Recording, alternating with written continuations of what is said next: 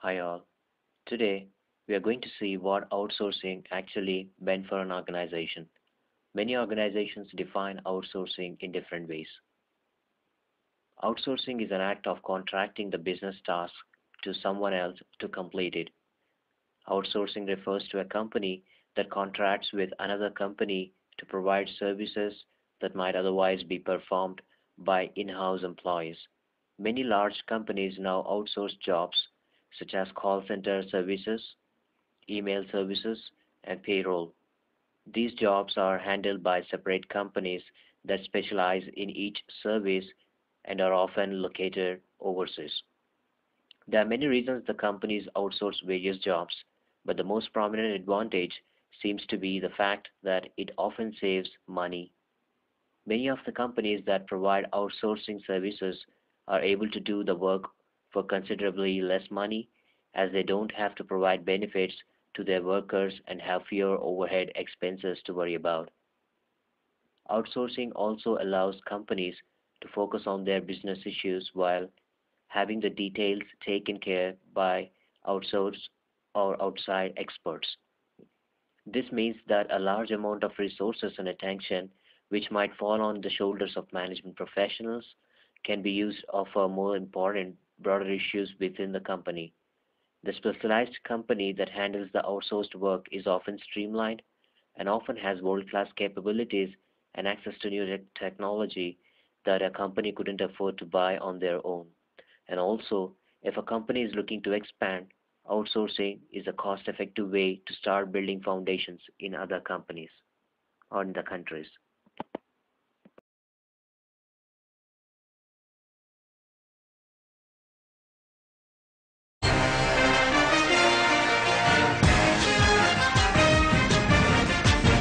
A new report from the Department of Labor finds an increasing number of American workers are outsourcing their jobs.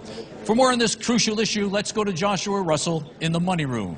Thanks, Brendan. For years, corporations have been outsourcing their labor to developing nations as a way to cut costs. But recently, many individual employees have been sending their own work overseas.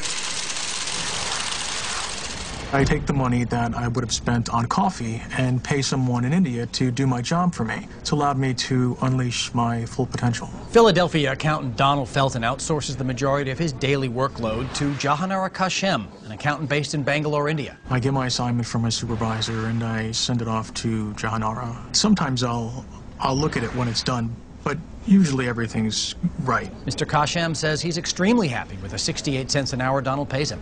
I'm able to feed my family, and Mr. Felton can devote more time to his fantasy football team. And Donald is just one of the close to 700,000 workers who've come to rely on overseas labor. I've actually gotten 2 raises since Jahanara started. He's really good at doing my work. But it's not just lower-level employees who have embraced the trend. At Donald's firm, many senior-level managers are now outsourcing their jobs as well. Workers representing the company's executive officers meet via conference call every Friday. That is totally Mr. unprofessional. Richmond will agree with those cuts. He feels very strongly we need the We consulting need division. paradigm-shifting solutions. Dialogue this out. We're in the same team here. Some overseas workers have done so well, they've been able to outsource their own outsourced work to those even poorer than themselves. I pay a starving manager accountant 1 handful of rice per day to fill out the expense reports that are sent to me from the U.S. Analysts predict that if the trend continues by 2025, the world's poorest man, Ahmed Khalili of Afghanistan, will be doing 83% of the globe's work. It's a scenario that would suit Donald Felton just fine. I'm trying to get to a point where I can just lay in one place and not have to do anything ever. With the Onion News Network, I'm Joshua Russell. Thanks, Joshua. Personal outsourcing is expected to grow as much as 20% over the next 5 years, according to the Filipino team that completed the Department of Labor's report. Coming up next, a new study finds the meth epidemic is hitting worthless Americans hardest.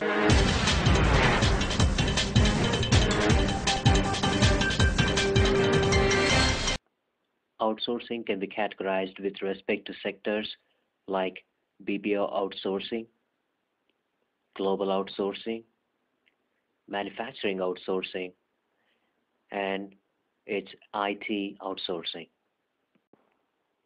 As per the Outsourcing Institute statistics, IT is leading as most active area of outsourcing. It got a share of 28% of contribution towards the outsourcing.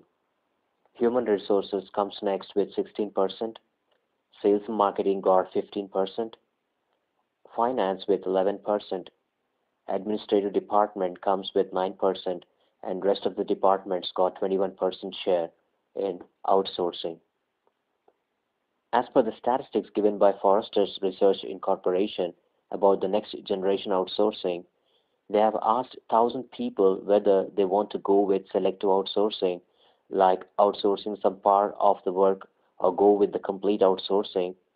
84% selected complete outsourcing, which shows a power of outsourcing in the current IT market.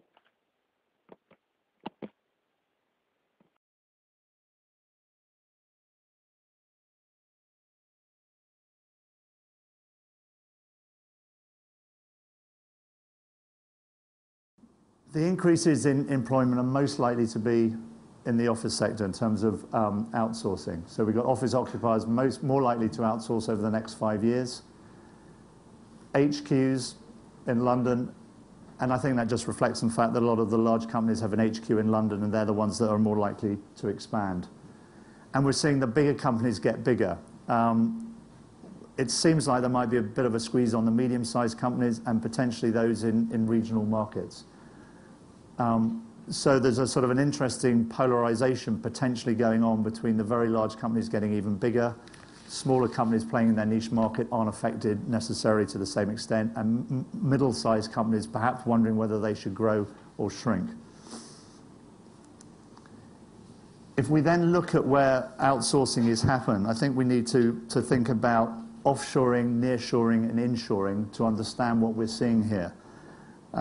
Clearly, Asia Pacific is still very dominant. You see India second, Southeast Asia fourth, and China fifth. So if you took those as one region, you can see that they dominate.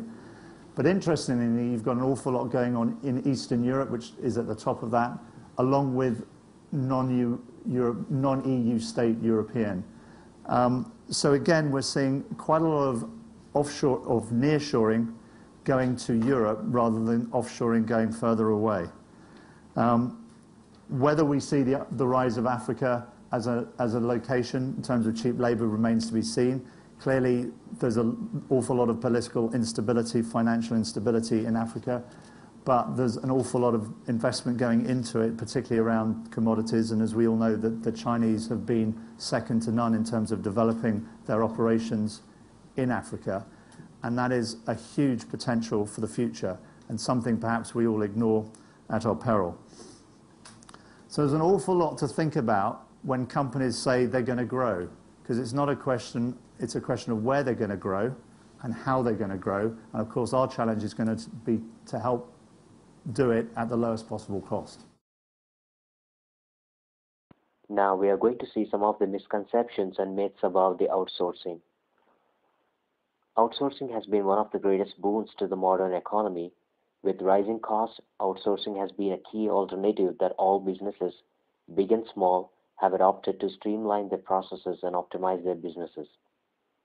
Outsourcing has not only helped the businesses, it has also created new jobs and improved the economy. This was fine as long as all the outsourcing was done within the same country.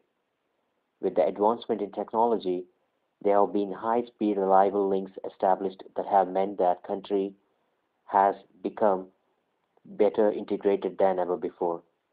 This added another dimension to outsourcing, offshoring. Jobs are being done by skilled workers in developing nations at lower rates.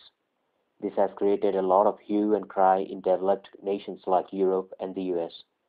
This has resulted in several social benefits about offshoring and causing governments to look at it adversely. The most evident conclusion that one can make from the offshoring concept is that jobs in advanced markets are being shipped to developing markets, causing the rising unemployment. While it is true that people are losing jobs, it is not true that offshoring is the primary cause of rising unemployment.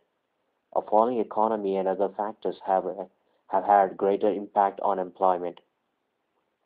Estimates show that by 2012, barely 2% of all jobs in the US would be outsourced to other countries. Besides, statistics also show that offshoring accounts only around 1% of total jobs lost in the US. Thus, it is evident that offshoring, with all its jobs transfers, does not impact the unemployment rates significantly.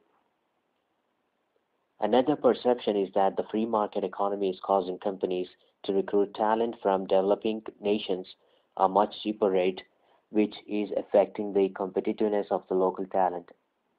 This is causing many operations to be shifted outside the country, and that is causing job loss. While jobs are lost in the fashion, it is not true that this is actually affecting the unemployment rates drastically. Besides, the low cost of production implies lower prices of goods and services imported from those nations. The large picture is the savings that the economy makes by using these low cost solutions. Besides, the strong currency in the developed nations is affecting the exports more than cheap labor in developing nations. A free market economy fosters free trade, which is important for any economy. Every economy in the history of the world has only benefited from increased trade. Curtailing the free trade for a smaller number of outsourced jobs could have far serious effects on the economy in general. The third common myth is that all jobs are migrating from developed nations to the developing nations alone. This is again not true. Outsourcing is a highly competitive market, and to gain customer confidence, the companies need to have presence close to the customer. This requires all outsourcing firms to set up offices closer to the client sites and employ personnel. This actually leads to growth in high quality jobs for local people. Thus, outsourcing is not eroding jobs, it is in fact improving the quality of jobs within the developed nations. Statistics show that number of inshore contacts won has been significantly higher than offshore contracts. This is again a clear indication that outsourcing is helping the economy more than harming it. Lastly, one must realize that costs are not the sole reason why companies look at outsourcing. While offshoring does have cost benefits, it also has the advantage of employees working throughout the day. With properly selected centers, organizations can ensure that they have production, development, or even service delivery operations running on a 24/7 basis, which is important in today's highly competitive world. Having such operations allows private multinational companies deliver more efficient and effective services than the local companies or even the state. All this accrues as benefit for the business.